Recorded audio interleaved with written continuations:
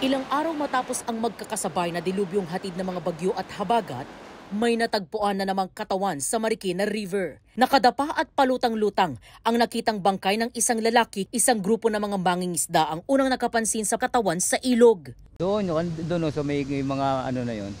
Yung kantong-kanto na may mga puno, dahon ng munyog. Lumutang lang siya, nakakaganon. Wala raw nakitang sugat sa katawan ng lalaki ang mga otoridad. Isa siyang lalaki.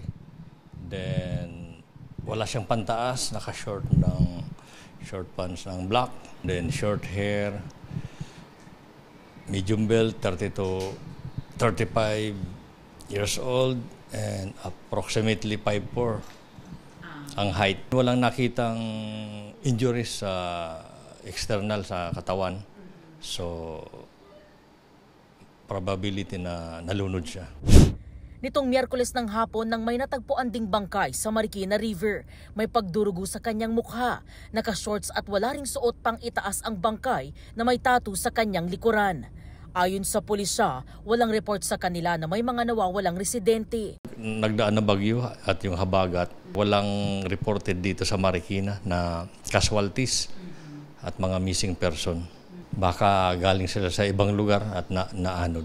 Nawagan kami na kung sino man ay ang may kamag-anak na gano'n ang description, maaaring tingnan nila.